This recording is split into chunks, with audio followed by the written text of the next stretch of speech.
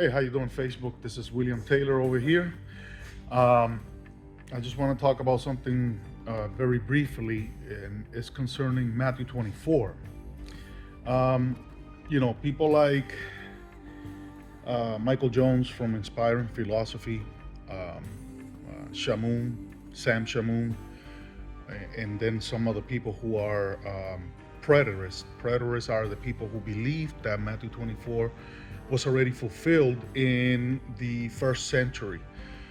However, what these people don't even realize is that Matthew 24 is dealing with two separate issues.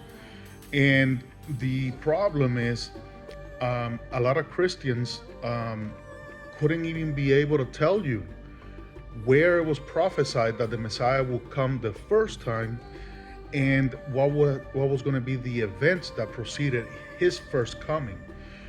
In fact, they can't even point out where in the Old Testament it was prophesied that after the Messiah came, not too long after, Israel was going to undergo persecution and exile. But yet these people don't fully understand the scriptures, so that's why they make gigantic mistakes. And such as that, Jesus was saying that all the things denoted in Matthew 24 were meant to be fulfilled in the first century. Now, I'm still working on a video that that is supposed to let me show you this real quick. I'm working on a video that is supposed to shed some light into this issue, because a lot of people just got it all backwards. And I'm just going to say this real quick, right? The issue with Matthew 24, he was explaining to the disciples the first portion of Matthew 24. He was explaining to them that Israel was going to be persecuted, the temple was going to be destroyed. And though Matthew 24 does not say necessarily that the Israelites were going to go into exile, we actually do find that in Luke 21, where it says that they're going to get thrust by the sword and killed and taken into all the nations until the times of the Gentiles are fulfilled. So we know that a portion of Matthew 24 is concerning the immediate persecution and issues that the nation of Israel was going to undergo. But then when we pay attention very closely to the entire text, he's denoting all the different things that the disciples were going to see. However, when we go into, I believe it's verse 29, where he says that immediately after the tribulation of those days, he does not say you will see, he says they will see the Son of Man coming. Now, what we must understand, what's going on in that chapter, is that the first portion is dealing with the exile that Israel was going to undergo. And this issue was supposed to be carried out by the Roman Empire, which is only one nation. One nation, okay? This is very important to understand, because the persecution, the destruction of the temple, all of these things were indeed carried out by one nation, which was the Roman Empire. Now, when we look at the phrase that Jesus used in Matthew 24, that they will see the Son of Man coming in the clouds of heaven, and then they will mourn. This is actually found in Zachariah chapter 12. So the Great Tribulation mentioned earlier in Matthew 24 cannot be the same tribulation mentioned in verse 29, for the simple reason that when you look at the reference where this is coming from, we're seeing that there's a different panorama taking place during that time in which Israel was already regathered, because that's what Zachariah 12 talks about. It got regathered to never be moved again. It will never be moved again. In other words, it will never be exiled again. But during that time, many nations will come against it. And that's when Jehova from heaven will come down and defend Israel. And that's when the nations will see him and then mourn. Now, the fact that Jesus used that the stars will not give their light and whatever, I mean, that could either be literal, because when we look at Luke 21, it talks about natural catastrophes, or it could be language found in the Bible, language that is meant to be used to denote of a destruction of a nation. Now, however, when you look in Zechariah 14, and then you look in Isaiah and everywhere else, the reason why Jesus is using that the moon will not give its light, the sun will be darkened, and the stars will fall from heaven, is not to denote the destruction of Israel from the previous verses. It's to denote the destruction of the nations that came against Israel. Because this is why in the book of not Zechariah, but I think it's the book of Micah. Yeah, Micah talks about that God will come down and destroy the nations that came against it.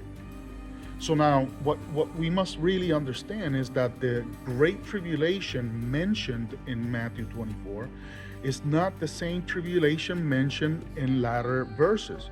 It's really dealing with two different issues. The first tribulation, or the Great Tribulation, could be attributed to what happened in Israel when over, I think, 1 million Jews were killed during 70 AD. However, this is where we gotta be very careful. This is why I don't blame futurists by applying the entire chapter to the future, because the Great Tribulation could indeed be the same tribulation mentioned in the latter verses. Or it could be referring to the destruction of the temple and the killing of the Jews. Either way, we don't know. But what I do know is that the tribulation mentioned in verse 29 is a totally different panorama from what really happened and went down in 70 AD. So you really cannot look at that chapter and say, well, all of this is chronological, when indeed it's not chronological. It's really an issue that Jesus is telling them what's going to happen immediately to the disciples, and then he's explaining what's going to happen at a later future, though he did not spell it out, but by him referencing that they will see the Son of Man coming and then they will mourn, we have to look where this reference comes from, which is from Zechariah 12. So once you read Zechariah chapter 12, 13 and 14, what you will see is that the panorama described there, which is what Jesus was referencing, is totally different from what he's describing in earlier verses. And I just don't get it. I don't get why some people don't fully understand this. I mean, to me, it's like whatever. It's whatever, because people read the Bible, they glance through it very quickly. They don't even understand the methodology that Jews used for quoting the scriptures, which is mostly pesher. And pesher is just simply saying that you're going to be quoting the scriptures using a set of keywords so that it can remind the reader of verses that they probably already know. So when he uses the phrase, they will see him and mourn for the one who was pierced. That's a reference to Zachariah 12. Again, Zachariah 12 is dealing with a time when Israel is gonna get persecuted by many nations. They are already established. They will be already established in the land. They will have come already from exile, and then many nations comes against it. But one thing that the text says very clearly is that Israel will not be moved from its place, which is totally different. Like I said, it's totally different from what actually happened in 70 AD. So now, it is proper for Jesus to have said, when you see this, and this, right? And then you look at the verse that it talks about, the verse that it talks about the fig tree. He's referencing the fig tree and says, when you see its leaves coming, then you know summer is near. Also, when you see these things, then you know that it is near, right at the door. What is he talking about? He's talking about the destruction of the temple, and not his coming, and the decimation of the nation. And obviously, if we go back to Luke 21, he's talking about the exile. But when you look at immediately the verse that says immediately after the tribulation of those days, they will see the Son of Man coming. So it's proper for him to have said they will see, because that they is referring to a different group of people in the future, because he's referencing a different time in which Israel will have already been gathered again, and then Israel will have many nations coming against it, but Israel will not be moved out of its place.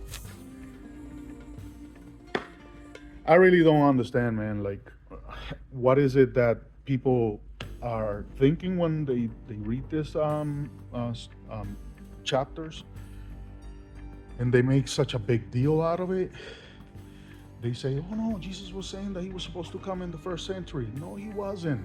He was saying that the exile was supposed to happen then, because that's how he says everything will happen within their lifetime. That's why he was saying when you see. Now, the only thing that he said that somebody else will see, they will see, is just referencing Zechariah 12. I don't know. It's I think it's just basically it could either be lack of knowledge or laziness from the part of people who want to give an interpretation to these verses in these chapters. And again, it's very simple to understand. We're dealing with two separate issues. We're dealing with the immediate problem that Israel is about to be destroyed, and then a different separate issue at a later point in time, in which Jesus will come back to defend Israel when many nations come against it. What we gotta also understand is that when he's saying, when you see this, when you see this, when you see this, when you see this, he's referring to the apostles, and that indeed did happen. But there was no way that Jesus could have said that they will see the events of Zechariah 12. In fact, he excluded it from that whole narration. So even though you have this generation will not pass until all these things are fulfilled, it's not inclusive of his coming, or the portion that it says that just as the thunder flashes in the heavens and then is seen from one end to another. You got to remember that he was talking about false prophets. So he's giving you a qualifier as to why not believe in these false prophets. And the qualifier is not meant to be taken chronologically right after he's talking about false prophets. Rather, he's just giving you the qualifier giving you ample reasons why not to believe that these prophets are not the Messiah. It's basically all he's doing. It's just unfortunate that people look at all these verses in a chronological manner, when in fact, when he begins to talk about his coming, is the qualifier. And then he references Zachariah. But that portion is completely excluded from when you see all these things. He never said that they will see him coming in the clouds of heaven. He says they. And I just hope that this brings a little bit of clarification. I'm still working on the video. It's been, I've been a little busy dealing with my company and everything else in between, and I just haven't had the time to fully develop the video, which I also will go into the many uses of the word generation, or genea in Koine Greek.